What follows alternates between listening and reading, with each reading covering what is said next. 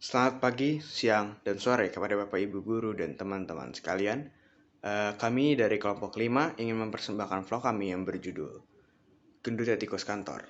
Kelompok kami berisikan 3 orang, yaitu Rafa, Lisa, dan saya sendiri Sigit. Sebelum kami memulai, maafkan kami jika ada salah kata. Selamat menikmati. Dari Matematika Wajib. Mengapa banyak pejabat dan oknum yang mengambil keuntungan dari bansos COVID-19 dan apa yang terjadi kepada para pejabat yang gagal untuk meneruskan aspirasi rakyat? Jawaban kami adalah menerapkan PPKM dan bantuan yang dikeluarkan oleh pemerintah itu kepada COVID-19 sudah banyak.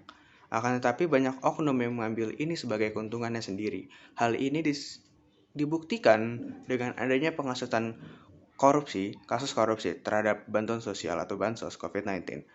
Tidak dapat dipungkiri, menteri-menteri yang sejatinya dipilih untuk membantu dan meneruskan aspirasi rakyat, malah merugikan rakyat dan menjilat ludahnya sendiri, juga menggelapkan dana yang diperuntukkan untuk kepentingan rakyat.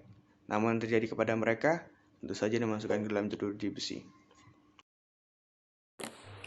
Sejarah korupsi. Ya, korupsi telah merajalela di Indonesia mulai dari kalangan pejabat hingga pegawainya. Dan pengertian dari korupsi itu sendiri menurut Undang-Undang Nomor 20 Tahun 2001 tentang pemberantasan tindak pidana korupsi adalah setiap orang yang secara melawan hukum melakukan perbuatan memperkaya diri sendiri atau orang lain atau suatu korporasi yang dapat merugikan keuangan negara atau perekonomian negara. Dalam 20 tahun belakangan ini penanganan korupsi di Indonesia itu menunjukkan arah perubahan. Hal ini terbukti dengan banyaknya kasus korupsi yang dapat dipecahkan oleh Lembaga Komisi Pemberantasan Korupsi atau KPK sejak lembaga tersebut didirikan pada 2002. Dan kasus korupsi yang cukup ramai dibicarakan akhir-akhir ini adalah kasus korupsi dana bansos COVID-19. Dan dana tersebut mempunyai nominal sebesar 17 miliar yang menjerat mantan Menteri Sosial yaitu Juliari Batubara. Dan tadi adalah jawaban mengenai sejarah korupsi dari saya. Jika ada kekurangan mohon dimaafkan ya. Oke, saya balikan ke Sigit. Untuk pertanyaan yang ini, yang pertama, pidana korupsi sebagaimana telah diubah dengan Undang-Undang Nomor 20 Tahun 2001 tentang perubahan atas Undang-Undang Nomor 31 Tahun 1999 tentang pemberantasan tindak pidana korupsi.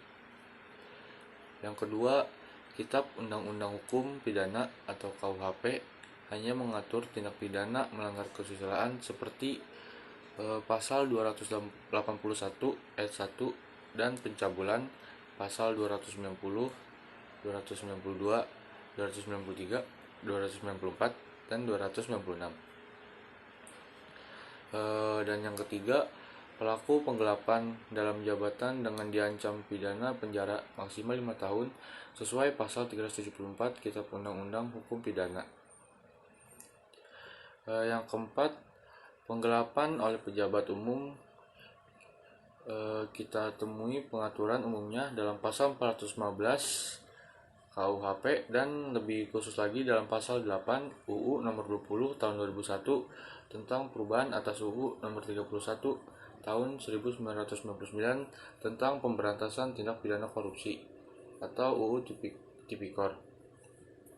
Dan yang terakhir, korupsi penggelapan jabatan. Nah, itu dia jawaban mengenai pelanggaran yang dilakukan koruptor. Apa manfaat dan unsur dari teks negosiasi? Manfaat dari teks negosiasi adalah untuk menjalin jalinan kerjasama antar suatu pihak dengan pihak yang lainnya untuk memperoleh tujuannya masing-masing. Manfaat lain dari negosiasi adalah supaya terjadinya kesepakatan yang saling menguntungkan dan terciptanya interaksi yang positif antar setiap pihak yang bernegosiasi. Teks negosiasi sendiri memiliki beberapa unsur. Yang pertama, adanya partisipan. Yang kedua, adanya perbedaan kepentingan dari setiap belah pihak. Yang ketiga, adanya pengajuan serta juga penawaran. Yang keempat, adanya persetujuan dan kesepakatan sebagai hasil dalam bernegosiasi. Yang terakhir, pada saat tidak terjadi suatu percakapan, maka tidak terjadi negosiasi. Sekian vlog dari kelompok kami.